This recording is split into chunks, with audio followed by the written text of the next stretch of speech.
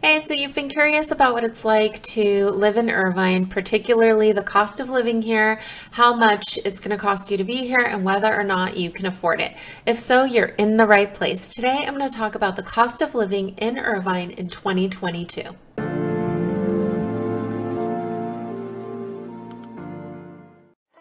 Hi, I'm Giselle Vega. I'm a local resident here in the area. I've been in the Irvine and surrounding Orange County area for a little over 4 years at this point, and I'm originally from the Bay Area, and I've also lived in Los Angeles, LA, and Fort Lauderdale, Florida. All right, so let's go ahead and get started here.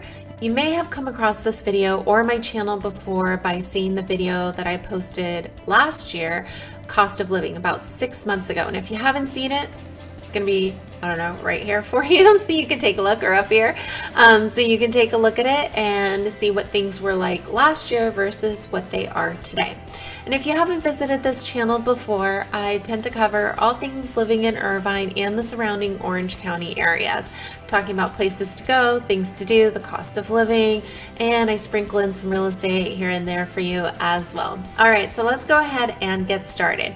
When I did this last year, we were starting to see some of the housing prices that were going up and the appreciation and that sort of thing, but we've definitely seen that the price of everything has jumped up significantly from where it was last year. So what I'm going to talk about first, when you're talking of cost of living, it's not just the housing itself, so where you're going to live, and that could be whether it's a purchase or a rental. It's also all of the other things that are associated with that. So you have your tax rates, in California. We're here in California. California is one of the more expensive states to live in. And in addition to that, we also have state taxes. So if you're coming from a place where you didn't have that previously, it may be something that you need to get used to and also consider as part of your budget. We also are going to talk about utilities and just grocery costs and gas rates, just so that as you're comparing to wherever you're watching this from, you can see what the cost of living would be like for you. I thought of this when I lived in Florida. When I went over there, you always hear housing prices are so much, it's more affordable than it is here, and the taxes, right? It's more attractive. But what I learned was that the actual day-to-day cost of living at the time that I was there, so groceries, utilities, gas, even, it was very, very, very similar to what it was here. So literally, aside from the house itself and the savings and taxes, I was paying the same that I was here. So hopefully this is useful for you too. So let's go ahead and get started.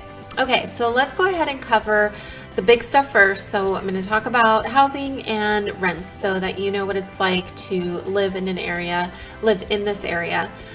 So just to give you an idea, last year for detached single family homes, there was an uptick of 35% in housing. Okay, so where we were at about 1.1 million was the median price point for a single family home in Irvine, and we're talking about 3 to 4 bedrooms. It's currently at about 1.55%. So that's quite a significant uptick. Now, of course, in Irvine, we do have a very broad range of home styles as well as prices. So today, if you are looking, while very difficult to find and very rare, you may still find something in the high 400s, and that would be in the condo spaces, but condos can also go upwards of $1 million if you're looking at a skyrise with a concierge service and all of that. So very big difference. And then on the housing end, on the low end, you may find something just shy of $1 million, but for the most part, everything's going to be $1 million and above, and definitely goes into the 3s and 4 millions quite easily. So it just depends on the neighborhood and what you're looking at, but I'm just talking median price point. So median, and then we are talking attached homes. So it is a little bit more affordable. It's at $920,000, right around there, and it was about a 20% appreciation from the year before. So that's a pretty significant jump from what we saw the previous year. Okay, so moving on to rentals. If you're thinking about renting an apartment, last year I did discuss the pricing of rentals, and rents have also gone up significantly. So 1 bedroom, 1 bath last year And when I'm talking last year, I'm talking about 7 to 8 months ago, so not even a full year ago. They were at about 2,200 a year, or a month, excuse me. Wish it was a year, right? But a month. And currently a 1 bedroom, 1 bath is sitting at 2,600 a month. And again, you can gauge that a little bit higher, a little bit lower, just depending on the complex, the area that you're looking to live in, and the amenities that are featured there. Okay, for a 2 bedroom, so a 2 bedroom, 2 bath, it was sitting at about 2,700 a month, and it's now currently around 3,500 a month. So rent has skyrocketed. It has gone up very, very much, and the cost of the housing as well. So whether you're buying or selling, or buying or renting, both of them, it has gone up significantly.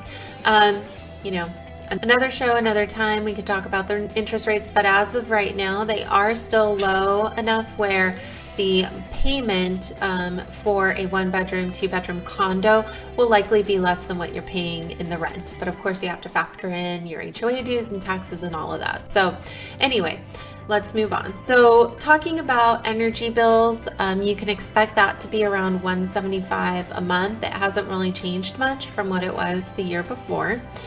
Gas rates here are at about $4.65 for unleaded, just the lower end. What is that? 80, whatever that level is, and then you go up to the premium. So I'm talking the lower one, and then that's $4.65. And at about $3.75 when I recorded this last year. Now last year, I want to say end of summer, the gas prices skyrocketed even more, and it was higher. It was at over $5. So and that's still in the low range. I mean, for premium you were paying well over $5.50. So could go back up to that as summer approaches. We'll see. Okay, and then groceries. I did a comparison of a few things in the grocery store just to give you an idea of food costs, and some of it has gone up a little bit. I will say that like your meats and poultry and seafood, so proteins, have gone up significantly. So when you're taking a look at that, it could, I don't know if that's nationwide, that they're all the same, but it's definitely gone up here. So what I compared last year was like sourdough bread, because, I just think of the Bay Area and San Francisco sourdough bread, and it was at $5.49 last year. It's actually at $4.79 now, so a little bit lower, so not so bad. Wonder Bread, just generic white bread, was at $2.49 and it's now at $2.69, so only a 20 cents difference. And then eggs, your standard cage-free dozen eggs, it was $3.29 last year and it's currently $3.49.